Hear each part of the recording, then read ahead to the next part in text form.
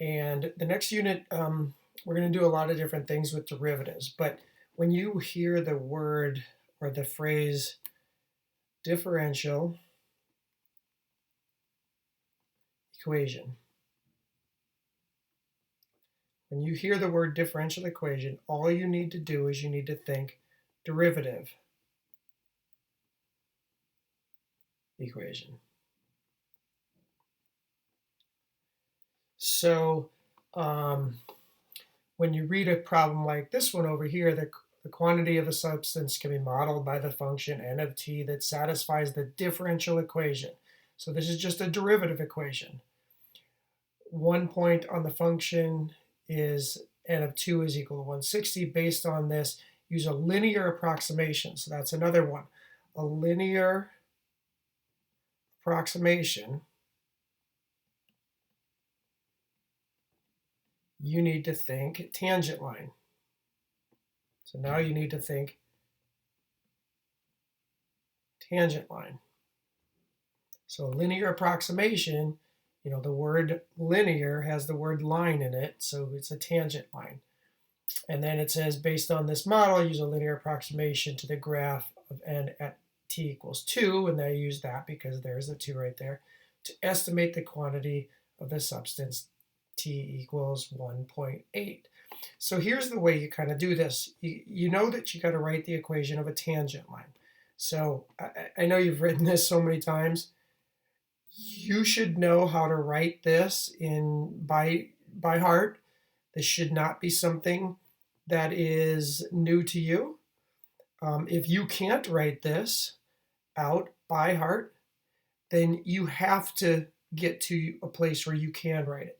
So you really need to write that out like 17 times just to get it in your head. But you need to know that that's the tangent line. Now, if I'm doing this problem, this particular problem, I'm going to approximate n, right? So in this example, capital N is really the same thing as y. So that's what I'm going to use. I'm going to replace this and not, this tangent line is really generic. So I'm going to replace n with y, or y with n. So really what I have is n of t is approximately equal to dn over dt when t equals 2 times x minus 2 plus n of 2. And so now we're gonna do some calculations on this. Think about what we have on here. Notice that this derivative is negative 180 n. Well, think about what we have for the given information. We have n of 2 is equal to 160.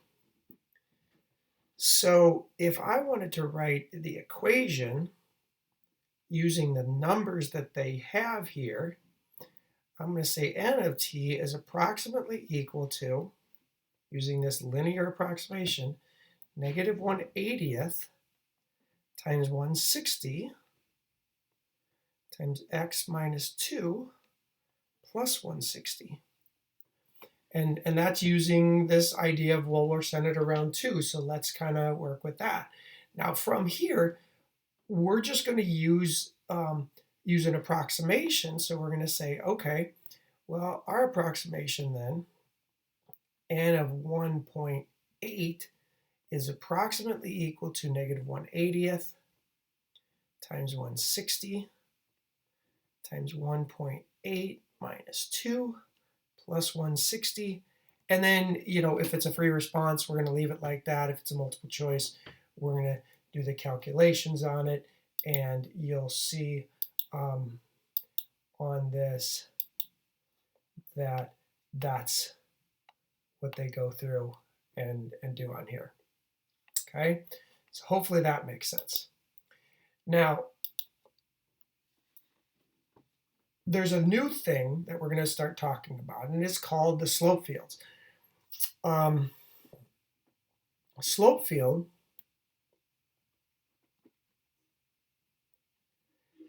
draws small tangent lines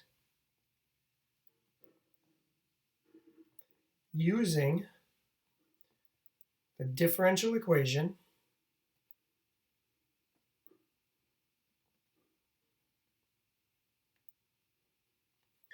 and points on a graph.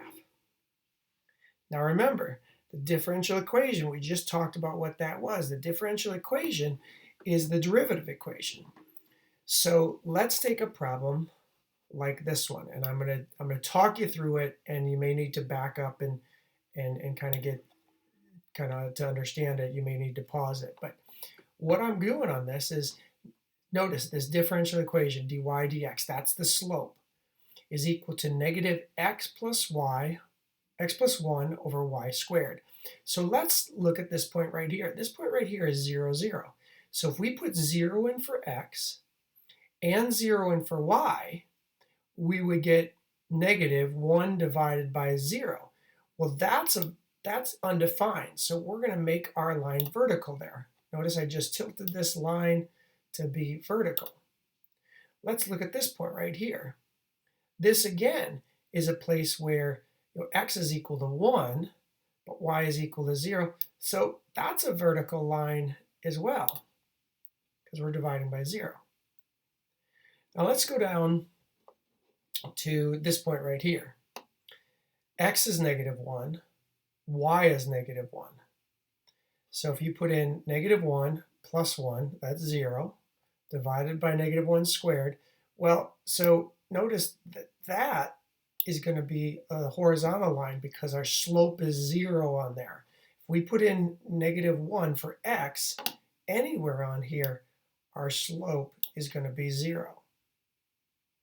Now let's look at what happens here. When x is equal to 0 and y is equal to negative 1, we would have 1 divided by negative 1 squared, which is 1. But you have this negative out in front, so we have a negative 1 slope. So it's going to be something like that. Now let's look at this one.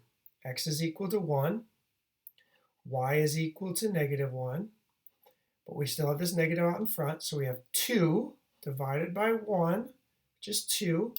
But that negative out in front makes us draw a slope that's negative. So that's like negative 2. So something like that. It's a little steeper than this one, and so on. So now let's look at this next one here. If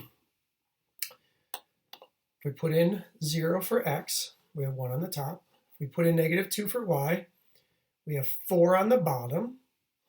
But since it's negative, we're going to do negative 1/4, so we're going to have a flatter slope, something like that. And you're going to just estimate these. Do your best to estimate them. Well, let's look at this last one. 1 on the top is, so that would make the top 2.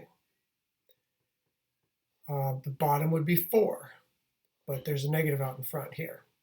So we're going to have negative 1/2. So that one is going to be a little bit, when I compare these two, this one's going to be a little bit flatter than this one, but not quite as flat as that one, something like that. I'm not sure how specific Delta Math will be on this. Hopefully they're not too specific. They're not too specific. They're getting, you're getting pretty close. And then you can hover over the points to kind of see what you get for values. And you can see how things change. You can see my slopes weren't exactly on this one, but close enough, and so on. So that's creating what's called a slope field. Okay. Now, multiple choice, same kind of thing. Okay, here we go. Now we got these differentials here, and we're going to figure out, well, which one matches up? Well, notice, you got to look for patterns in these. So what I want you to notice is I want you to notice that when x equals 0, what's the slope? Well, notice when x equals 0, the slope is 0, right? I mean, those are horizontal, so clearly horizontal when x equals 0, all the way up and down this axis. Okay, so based on that, we can get rid of anything that's not going to create 0 when we put 0 for x. Well, this one's not going to do it. So we're going to cut this one out, because anytime you put 0, that would make it undefined. That would be a vertical line rather than a horizontal line. Same thing with this bottom one. So we've kind of narrowed it down to 2 on here. Now what we have to do is we have to figure out, well, how does y affect this? And what do we get? So what I want you to think about is what happens when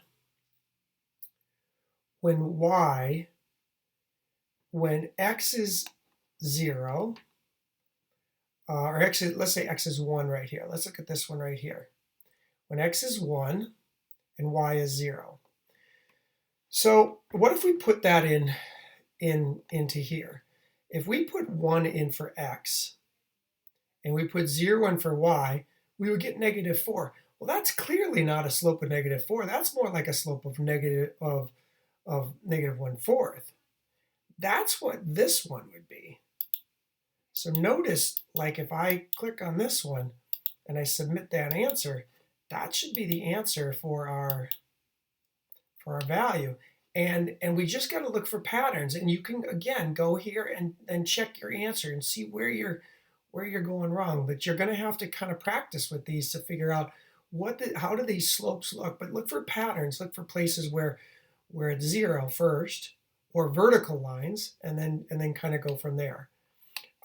It's going to take some practice. So just know, and like anything that we do new, it's going to take a little bit of practice. If you have questions, please let me know.